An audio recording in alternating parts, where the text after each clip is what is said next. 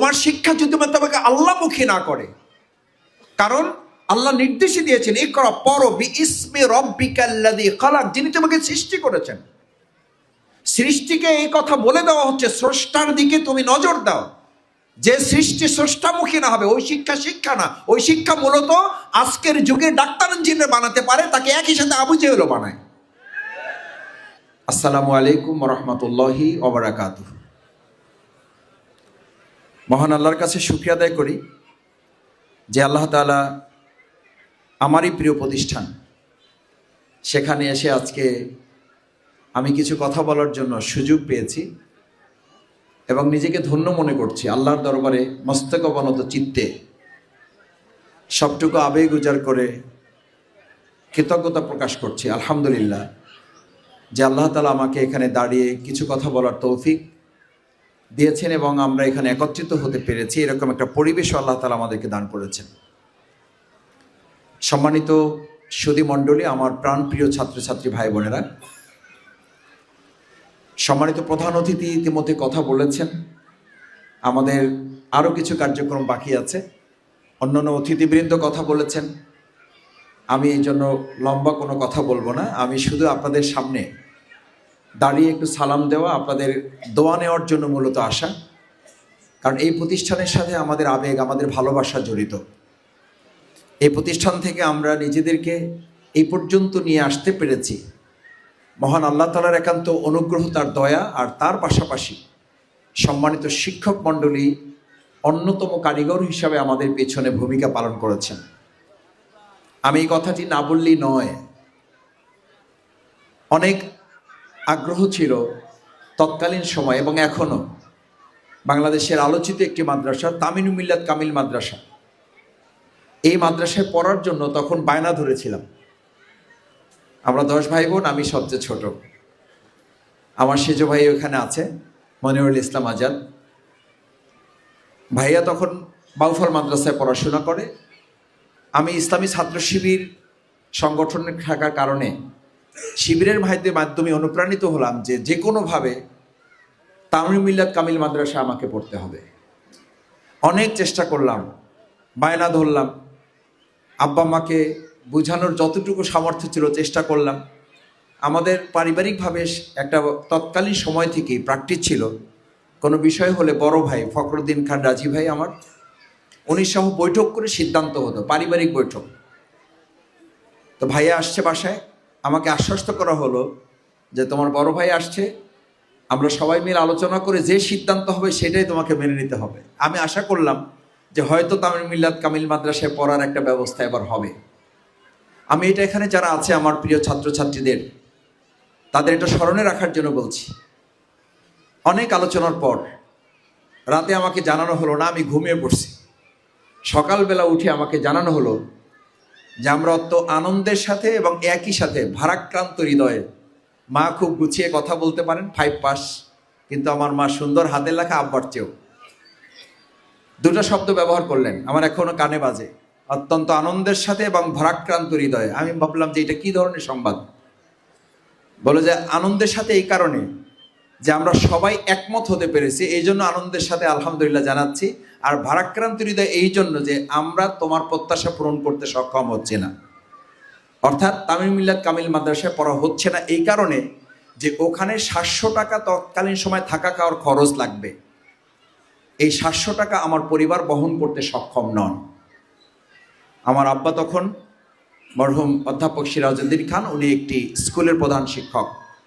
আমাদের 10 ভাই বোনের মধ্যে 7 ভাই বোন পড়াশোনা করে। তখন আব্বা সাব জানিয়ে দিলেন, অন্য তোমার ভাই বোনের যেমন হক তোমারও সেই রকম হক।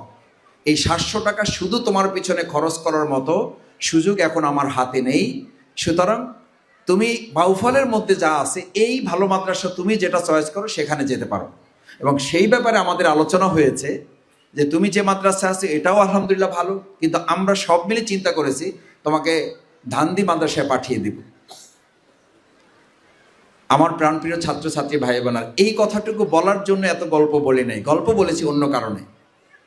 আমি যখন ইসলামী ছাত্র শিবিরের সাথে কাজ করি তখন ধানদি মাদ্রাসার একটা নবীনবরণ অনুষ্ঠানে প্রধান অতিথি ছিলেন তৎকালীন বাংলাদেশ জামাত ইসলামীর সম্মানিত আমির অধ্যাপক গোলাম আজম রাহেমাহুল্লাহ।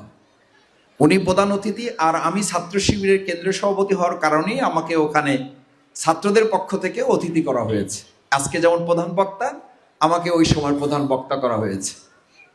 আমি সেদিন ছাত্রদের উদ্দেশ্যে বলেছিলাম, আমার প্রিয় তামিল মিল্লাত কামিল মাদ্রাসার ছাত্রছাত্রীরা, এই মাদ্রাসায় ভর্তি হওয়ার জন্য 700 টাকা দিতে না পারার পরে, ভর্তি হতে না পেরেও আমি যেই মাদ্রাসা থেকে পড়াশুনো করে আজকে এখানে আমার শ্রদ্ধেয় শিক্ষক মণ্ডলী এবং আমার প্রধান অতিথি তৎকালীন আমিরে জামাত প্রফেসর অধ্যাপক গোলাম আজম রাহেমাহুল্লাহ, ওনার পাশে দাঁড়িয়ে এই যে আজকে কথা বলার সুযোগ পেয়েছি, এর পিছনের যে কারিগর, আমার যে প্রতিষ্ঠান, সেই মাদ্রাসার কথা না বললে হক আদায় হবে না। সেই মাদ্রাসার নাম হচ্ছে ধান্দি দাখিল মাদ্রাসা। তখন ছাত্রছাত্রীরা আমার দিকে তাকিয়ে আছে যে মাসুদ ভাই ঢাকায় আসছে, কোন ধান্দি মাদ্রাসার কথা বলে? এই ধান্দি মাদ্রাসার নাম তো আমরা কোনোদিন শুনিই নাই। সেই মাদ্রাসার গল্প কামিল মাদ্রাসা আমাদেরকে শোনাইতেছে। এরপরে শিক্ষকদের সাথে একটা মিটিংয়ে আমাকে ওখানে কথা বলতে বলা হলো। প্রফেসর সাহেব আমাকে বললেন, তুমি একটু কথা বলো। আমাদের খুব স্নেহ করতেন। আমি শিক্ষকদের সামনে দাঁড়িয়ে আমি কোনো কথা না বলে আমি শুধু চোখের পানি ছেড়ে আল্লাহর কাছে বলেছিলাম, আল্লাহ, আমার সেই বাবা মাকে কবুল করুন, যেই বাবা মা 700 টাকা দিতে না পেরেও তাদের সর্বোচ্চ চেষ্টা দিয়ে আমার প্রিয় প্রতিষ্ঠান সকালবেলা আমাকে একটা টিফিন কেরিয়ার এক হাতে, আর এক হাতে একটা হেরিকেন, আর আমার বই পুস্তকগুলো বিছানা দিয়ে এরকম অসম্ভব বৃষ্টির মধ্যে, একদম এর চেয়ে আরো বেশি বৃষ্টি, আমার মনে আছে আমার জামা কাপড়গুলো সব ভিজে গিয়েছিল এবং আমি আসতে চাচ্ছিলাম না। আমি আজকে এখন যেমন চোখের পানি পড়ছে, তার চেয়ে কয়েক গুণ চোখের পানি পড়ছিল যে না, আমি তামিল মিল্লাত মাদ্রাসায় পড়বো, আমি এই মাদ্রাসায় যাবো না। আমাকে কেন এখানে পাঠানো হচ্ছে? আমি তো এই মাদ্রাসায় পড়তে চাই না। আর আমি বাসা ছেড়ে যাব কেন? আমি বাসা ছেড়ে, বাবা মা ছেড়ে আমি কোথাও যাব না। আমার মনে হচ্ছে এই মাদ্রাসার এই পিছনের যে বিল্ডিং, যেটা এখন আর ব্যবহৃত হয় না, সেখানে আমাকে রাখা হয়েছিল। আমার কয়েকজন শিক্ষক এখানে নাই, তারা মৃত্যুবরণ করেছেন। আল্লাহ তাআলার কাছে দোয়া করি, যারা একই সাথে আমাকে ভোর রাতে পড়ার জন্য উঠাতেন এবং তাহাজ্জুদের জন্য উঠাতেন,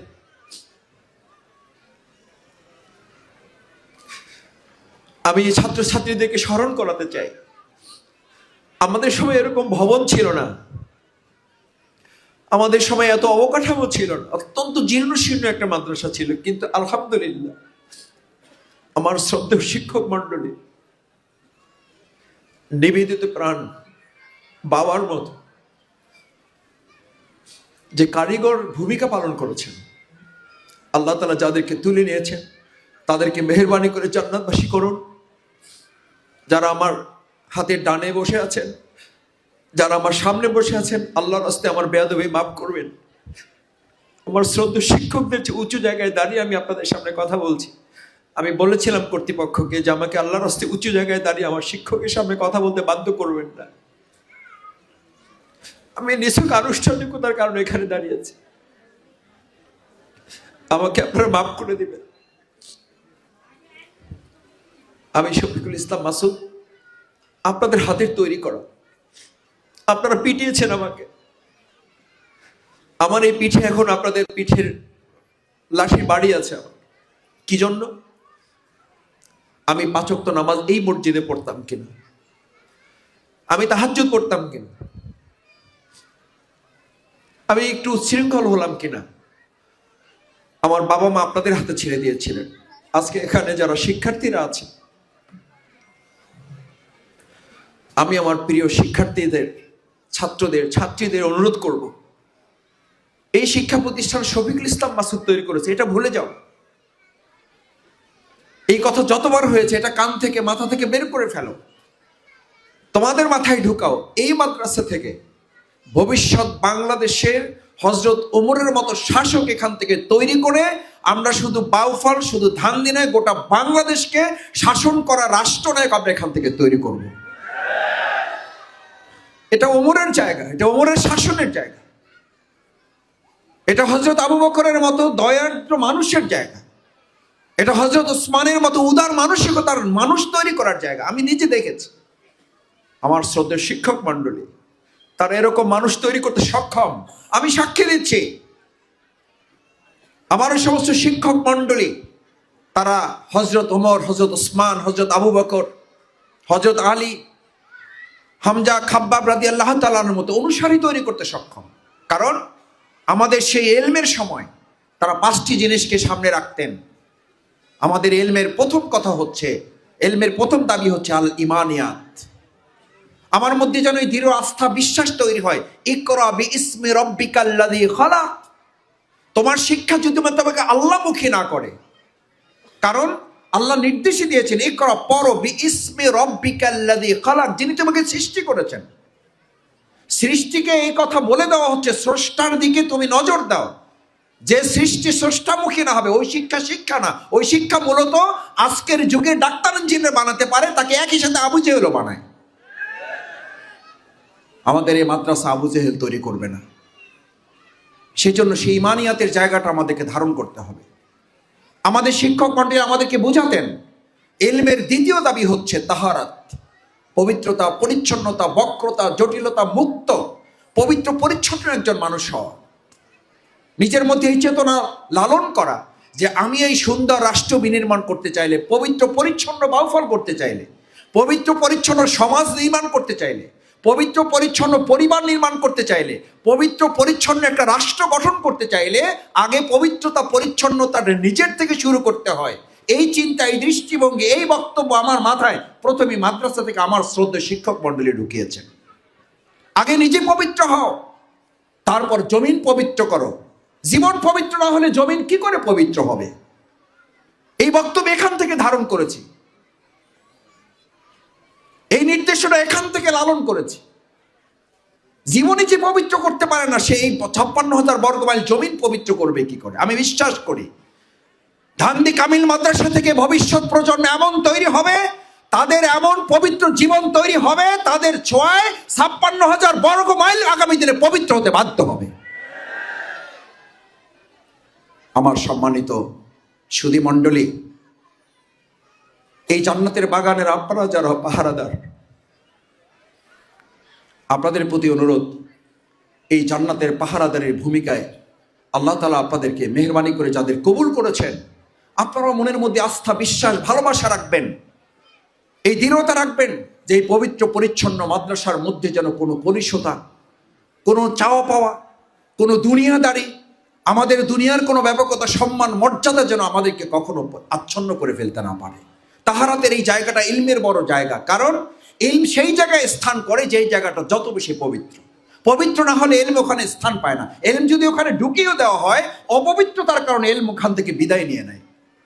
আব্দুল্লাহ ইবনে আমর রাদিয়াল্লাহু তাআলা বর্ণনা করেন, রাসূল করিম সাল্লাল্লাহু আলাইহি সাল্লাম বলেন, একটা জামানা আসবে যখন এলম ব্যক্তির হৃদয় থেকে তুলে নেওয়া হবে না, এলম ওয়ালাদেরকেই তুলে নেওয়া হবে, আলেমদেরকেই তুলে নেওয়া হবে, শিক্ষিত ব্যক্তিদেরকে তুলে নেওয়া হবে। তখন লোকেরা ফাসুইলা জাহালান, তখন লোকেরা অজ্ঞ মূর্খদের মতো কিছু লোকদেরকে প্রশ্ন করবে এবং তারা না জেনে বুঝে ফতোয়া দিয়ে দেবে। ফাদাল্লু ওয়া আদাল্লু, তারা নিজেরা পথভ্রষ্ট থাকবে এবং গোটা জাতিকে তারা পথভ্রষ্ট করবে। আমার মন বলে যে সেরকম একটা জগৎ বিগত 15 বছর আমরা পার করেছি, সেখান থেকে আল্লাহ আমাদেরকে হেফাজত করেছেন।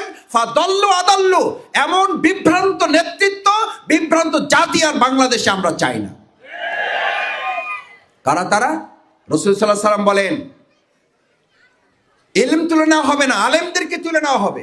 অজ্ঞ মূর্খ জাহেল ব্যক্তিরা সমাজ এবং রাষ্ট্র পরিচালনার দায়িত্ব গ্রহণ করে তারা নিজেদেরকে সবচেয়ে বড় জ্ঞানী ভাববে। আল্লাহ রাসূল সাল্লাল্লাহু আলাইহি সাল্লাম তখন বললেন, এই সমস্ত লোকদের পরিণতি কি?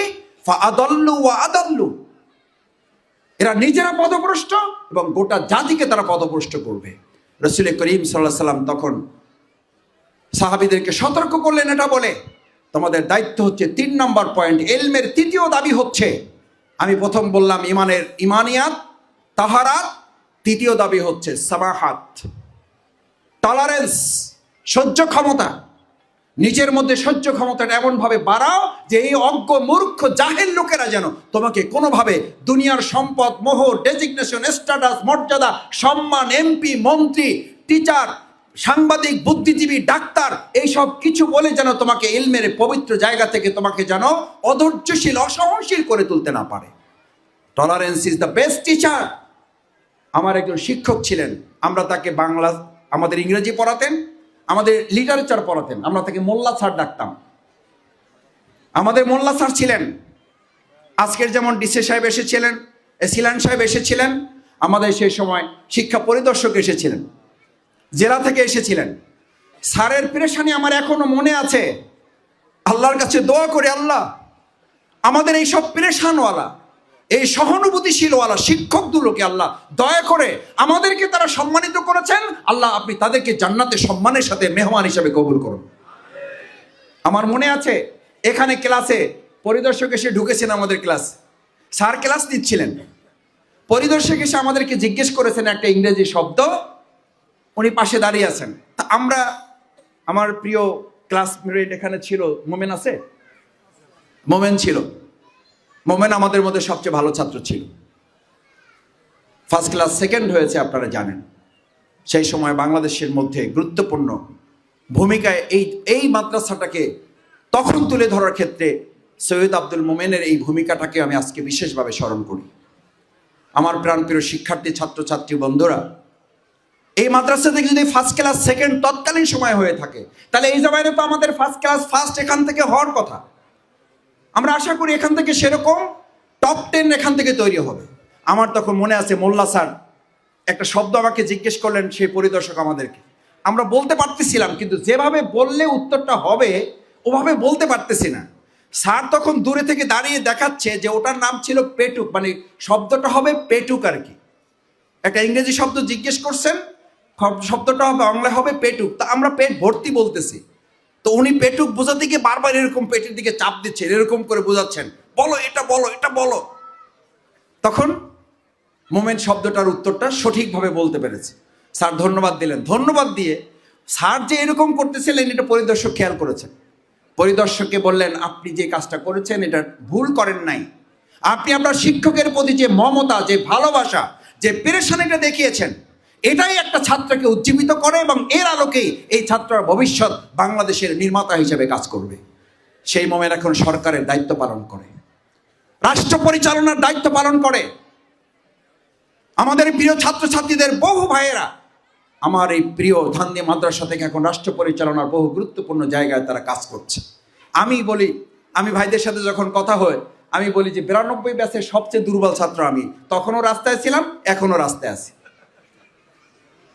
তখনও রাস্তায় ছিলাম মানে মিছিল একটা হইলে বলতে যে মাসুদ কই, হেরে দাও, স্লোগান হেরে দিতে হবে। তো স্লোগান এখান থেকে শুরু করে বাউঘর পর্যন্ত নিয়ে যেতাম, মাঝখানে কাউকে দিতাম না। কেউ দিলেও বলতাম যে থামো, আমার তো এখনো শেষ হয়ে, আমার শেষ হইলে না তুমি আসবা। তো এখন বন্ধু বান্ধব যারা সব বড় বড়, আমি হলাম তাদের মধ্যে সবচেয়ে মানে ক্ষুদ্র আর কি, দুনিয়ার পরকাল দুই দৃষ্টিতেই আমি গুণাগার তাদের মধ্যে। আমি তাদের বলি যে ভাইয়েরা, তোমরা তখনও মর্যাদাবান ছিলা, সম্মানিত ছিলা, এখনো তোমার ভালো জায়গায় আছে, আর আমি রাস্তায় ছিলাম, এখনো রাস্তায় আছে।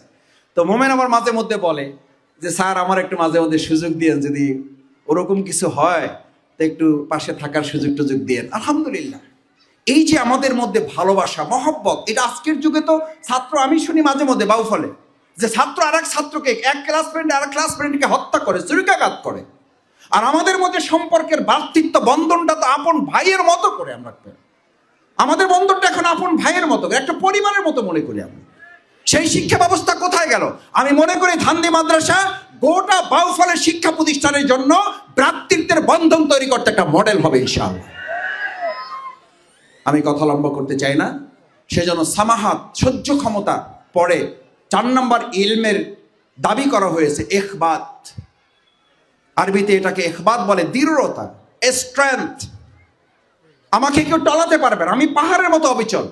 আমার উপরে নির্যাতন, নিপীড়ন, জুলুম, হামলা, মামলা, দুনিয়ার ক্ষয় ক্ষতি, লোভ, মোহ, কাম, ক্রোধ যা আসুক, কোনো কিছু আমাকে টলাতে পারবে না। আমি আমার মতো করে এক আল্লাহর দৃষ্টিতে চলব, আমি আমার মতো করে ইলমের যে মর্যাদা সেটাকে আমি রক্ষা করব। এটাকে বলা হয় ইকবাত। ইকবাতের কথা আমাকে আমাদের শিক্ষক বুঝাতেন। একজন শিক্ষকের নাম না বললে হক আদায় হবে না। ওনার সাথে গত কয়েকদিন আগে কথা হয়েছে, আমি জানি না স্যার এখানে আসছেন কিনা। আমাদের ইংরেজি শিক্ষক ছিলেন শেরগুল খান ফরহাদ স্যার। স্যার এখানে আসলে আমি স্যারকে বিশেষভাবে স্মরণ করছি। স্যারের পিটান সেই সময় খাই নাই, মোমেন্ট থাকতে পারে ভালো ছাত্র, বাকি আমরা সবাই আলহামদুলিল্লাহ ওনার পিটানিতে এমনি তো আমরা একটু সোজা আছি, পুরাটাই সোজা থাকতাম। কখন এসে যে মাই শুরু করবে এর কোনো নিশ্চয়তা ছিল না। আলহামদুলিল্লাহ শেরেকুল খান ফরহাদ স্যার আমাদেরকে শেখাতেন যে তোমার দৃঢ়তা, তুমি ইংরেজি বলতে পারবে না মানে? আমি বলতাম যে স্যার আমাকে দিয়ে দিন সব হবে, আমার মুখ দিয়ে একটা ইংরেজি আপনি বাই করতে পারবেন না, আপনি চ্যালেঞ্জ দেন, আমিও চ্যালেঞ্জ দিলাম। তখন তো এত শক্ত করে বলি নাই, মানে কিছুটা মিনমিন করে বলছি আর কি, যে অযথাই আপনি আমাদের পিছনে সময় দিচ্ছেন, লাভ হবে না, ঘষা মাজা করে লাভ হবে না। স্যার তখন বললে এক বাত, উনি আরবি শব্দ বলেন নাই, উনি তখন আমাদেরকে শিখিয়েছিলেন আমার স্ট্রেংথ, আমার দৃঢ়তাটা এই যে আমি চ্যালেঞ্জ নিয়েছি, তোমাদের মতো লোকদের মুখ থেকে আমি ইংরেজি বের করবো না, শুধু তোমরা ইংরেজিতে কথা বলবা, লিখবা এবং তোমাদের ইংরেজি ছিল অন্যরা ইংরেজি শিখতে পারবে। এই হচ্ছে আমাদের শিক্ষক, এই হচ্ছে আমাদের প্রিয় মাদ্রাসা। সেই জায়গা থেকে আমি আজকে যারা এখানে আছে আমি তাদেরকে বলবো, আমি আমার সেই শ্রদ্ধেয় আরবি শিক্ষককে স্মরণ করি। আমার মনে আছে, এটা লজ্জার কথা, তাও না বললে হবে না, বুঝার জন্য বলছি। আরবি শিক্ষক ছিলেন আমাদের হাবিবুল্লাহ হুজুর, এখন উনি আর একটা মাদ্রাসার প্রিন্সিপাল, আজকে এখানে আসেন নাই বোধহয়। উনি আর একটা মাদ্রাসার প্রিন্সিপাল, উনি আমাদের আরবি লিটারেচার পড়াতেন। তো আরবি কোনো, আমি এমনি আমার ছাত্র জীবন থেকে একটু দুর্বলতা আছে, কোনো মুখস্থ কিছু করে আমার লেখার অভ্যাস ছিল না। বাংলা বানায় লেখা, ইংরেজি বানায় লেখা, আরবি বানায় লেখা। তা আরবি কোনো প্রশ্নের উত্তর লিখতে হলে আমি বানায় লিখতাম, বানায় লিখে আমি যেতাম। তো হাবিবুল্লাহ হুজুর উনি এসে মোটামুটি খাতা দেখে পিঠের উপর দুইটা দিলেন, এরপরে হাত পাততে বললেন, পাতলাম। বলছে আর খাবা? আমি বললাম স্যার হুজুর আজকে আর দিয়েন না। আমি তো খুব শখ করে যা মনের মধ্যে আসে, মনের মাধুরী মাসাইয়ে লিখছি। বলছে যে তোমার সাহস কত বড়, তুমি তো আরবি লাইন ঠিক মতো লিখতে পারো না, এর মধ্যে কোনো ব্যাকরণ ঠিক নাই, নাহু সরফ ঠিক নাই, তুমি পুরা 3 পাতা লেখা নিয়ে চলে আসছো, তোমার সাহস কত বড়। আমি বললাম যে হুজুর যদি কিছু মনে না করেন, অন্তত আজকে সাহসের জন্য একটু ধন্যবাদটা দেন। সাহস তো করেছি। আমার সেই শিক্ষক লাইন ধরে ধরে দেখালেন যে তোমার প্রত্যেকটা লাইনে ভুল। আমার সেই গল্পের কথা মনে পড়ে, যার কথা বলা হয়েছিল যে তুমি এই স্কুলে কি পড়াশোনা করবা। টমাস আলভা এডিসন, যার উদাহরণ আমরা বলি, আমরা ওর ধারে কাছে না, কিন্তু এটা মনে হয় এখন যে ওই যে চিন্তা করে লিখেছিলাম যা মনে আসছে। টমাস আলভা এডিসনকে তো বলে দেওয়া হয়েছিল স্কুল থেকে তাকে নিয়ে যান, তারা দিয়ে কিচ্ছু হবে না। সেই টমাস আলভা এডিসন 1000 ভুল করার পর, আমারও ওই খাতা দেখে নিজের কাছে এখন মাঝে মধ্যে মনে হয় যে আমরা 1000 ভুল করেছি, আমার শিক্ষক বলেছেন কিছুই হয় নাই। হয়তো তিনিও আমার অভিভাবককে সাথে পেলে বলতেন যে একে স্কুল থেকে নিয়ে যান, এর দিয়ে কিছুই হবে না, হয়তো এই কথাটাই বলতেন আমার বাবা মাকে কাছে পেলে। কিন্তু আমাদের সেই একবাত, আমাদের সেই দৃঢ়তা যে না আমাকে কিছু করতে হবে, আমার মধ্যে যা আছে ওটা থেকেই কিছু করতে হবে, ক্রিয়েটিভিটি ডেভেলপ করতে হবে। আমার ভুল হোক, আমি 1000 বার লিখবো, 1000 বার শুদ্ধ হবে। আলহামদুলিল্লাহ আমার কাছে মনে হয়েছে যে আমরা একসময় পেরেছি। এরপর আরবি সাহিত্যে ভালো মার্কস পেয়ে তো আমরা দাখিল পাশ করেছি। আমি এই কথা বলছি এই জন্য যে তোমাদের ছাত্রছাত্রীরা যারা এখানে আছে, তোমার মধ্যে সৃজনশীলতা, ক্রিয়েটিভিটি, সব মুখস্থ করে লিখে তুমি ভালো কিছু করতে পারবে না। ওই অনেক সময় বলা হয় যে মুখস্থ করে লেখাটা হচ্ছে তোমাকে কেউ হাত ধরে নিয়ে যাবে, বা তোমাকে কেউ সাইকেল ধরে সাইকেল শেখাবে, তোমাকে কেউ রিক্সা ধরে রিক্সা চালানো শেখাবে। আমাদের একই প্র্যাকটিস ছিল, আমরা রিক্সা চালানো, আমরা রিক্সা চালাইতে পারতাম না। আমাদের এলাকার এক মুরব্বীরা এখন বেঁচে আছেন কিনা আমি জানি না, আল্লাহ তাদের যদি মারা যেয়ে থাকেন জান্নাত নসিব করুন। রিক্সা এখানে বেঁধে রাখাই যেত রশি দিয়া। এই মোমেন্ট সাহেব ভদ্র দেখেন না, এখন ভদ্র মানুষ, এই ভদ্র মানুষ দেখে রাখেন। আমার আতিক নজরুল সাহেব ভদ্র মানুষ আছে এখানে, এরে পাইলে ভালো হতো। রাত 2টা 3টার সময় সব লাইট বন্ধ, খালি দেখতাম যে আমার শিক্ষকরা ঘুমাইছে কিনা। রিক্সা 2 খান নিয়ে, সে সামনে আমি পিছনে। রিক্সা চালানো কত সহজ। ওখানে একটা কালভার্ট ছিল, কালভার্ট পর্যন্ত কোনো রকম উঠছি, কালভাকে উঠে কি আর রাখা যায়, ব্রেক পড়ে গেছে খালের মধ্যে। আমরা এসে খবর দিছি যে দেখেন আপনার রিক্সা কে যেন খালের মধ্যে ফালাই রাখছে, দ্রুত নিয়ে আসছে, নাহলে কে নিয়ে যাবে পরে তো আবার আমাদেরকে ধরবেন। যে মাদ্রাসার ছাত্ররা আগের চেয়ে দুষ্ট হয়ে গেছে। নেতৃত্ব দিয়েছে এই শহীদ আব্দুল মোমেন।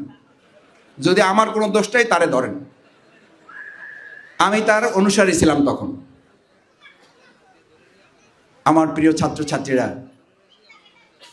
আমাদের সেই মুরব্বীরা আমাদের এসে, আমি এই শেষ লাইনটুকু বলে শেষ করে দেই, সেই মুরব্বীরা এসে রিক্সাটা উঠাইছেন, উঠে এখানে নিয়ে আসছেন, শিক্ষকের কাছে গেছেন, শিক্ষককে নিয়ে আসছেন, নিয়ে এসে বলছেন, এই হলো আপনাদের ছাত্র, দেখছেন? রিক্সাগুলো নিয়ে খালের মধ্যে ফালাই আবার আমাদেরকে খবর দিয়েছে যে দ্রুত নিয়ে আসেন, নাহলে কেউ নিয়ে গেলে তো আবার আমাদের ধরবেন। তো আমাদের সেই শিক্ষক তখন ওই মুরব্বীকে, এই এলাকারই যাদের বাড়ি ছিল, রিক্সা ছিল যাদের, তো বলতো যে এই রিক্সা যে তোমরা নিয়ে গেছো এইটাতে কোনো সন্দেহ নাই, এটা তো ঠিক। আমি বললাম এই কথা ঠিক, এটাকে আমরা বলা লাগবে, এটা আপনিই বলে দিয়েছেন। আর আমরা যে আপনার রিক্সা সন্ধানটা দিছি এটা তো খারাপ করি নাই, আমরা তো এইটা না দিয়ে পারতাম। এই জন্য আমাদেরকে এখন কোনো শাস্তি টাস্তি দিয়েন না, আমরা ভবিষ্যতে এটা থেকে সাবধান হব। আমার সম্মানিত শিক্ষক মণ্ডলী, এলাকার সুধী মণ্ডলী যারা আছেন, আমি আজকে নিছক কোনো বক্তব্যের জন্য না, আমি এই কথাগুলো এই জন্য শুনিয়েছি, আমাদের কাছ থেকে সেই সময় এখন ওই সময়টুকুতে যদি কেউ কষ্ট পেয়ে থাকেন, আল্লাহর রাস্তে আমাদেরকে ক্ষমা সুন্দর দৃষ্টিতে দেখবে, আমাদেরকে মাফ করে দিবেন। আমরা এখনও বড় হই নাই, আমি আবার বলছি, আমরা এখনও বড় হই নাই। আমরা আপনাদের সেই শফিকুল ইসলাম মাসুদি আছি, আমরা সেই আব্দুল মোমেনে আছি, আমরা আতিক নজরুলি আছি, আমরা নোমানি আছি, আমরা আরিফুর রহমান পলাশি আছি, আমরা সেই ছাত্রই আছি এখনো।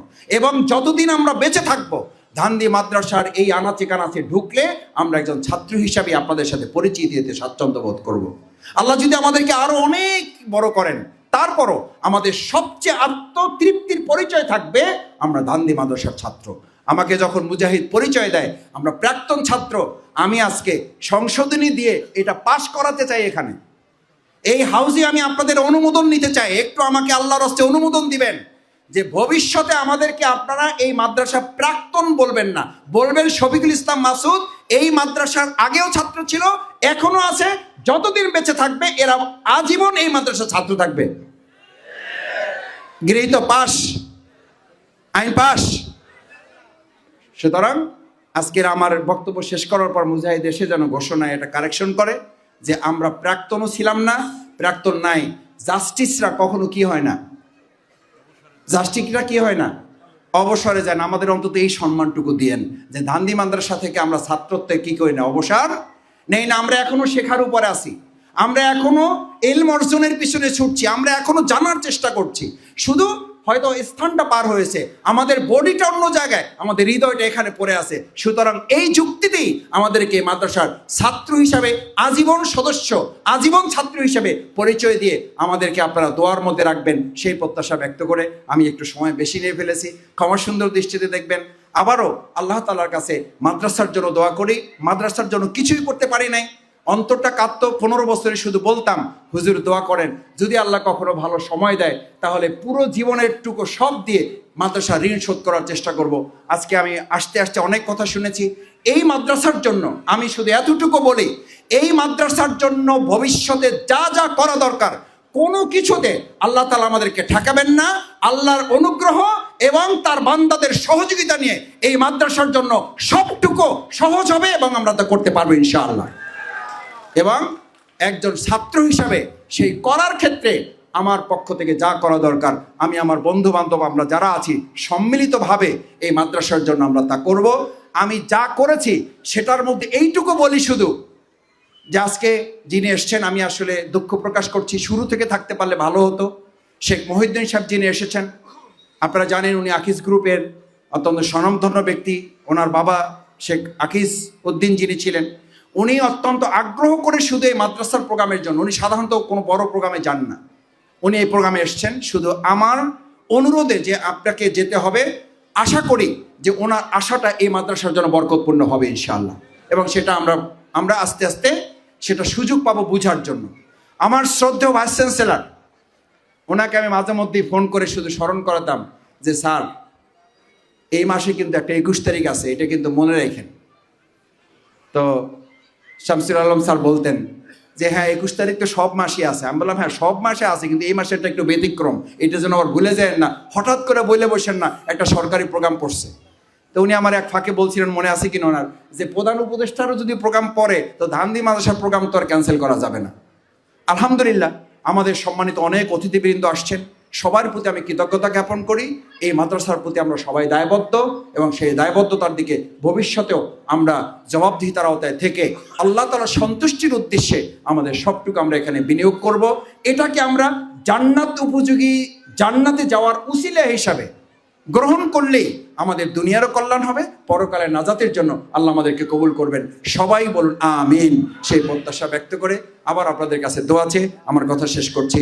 সুবহানাকাল্লাহুম্মা বিহামদিকা আশহাদু আল্লা ইলাহা ইল্লা আনতা আস্তাগফিরুকা ওয়া আতুবু ইলাইক। আসসালামু আলাইকুম ওয়া রাহমাতুল্লাহি ওয়া বারাকাতুহু।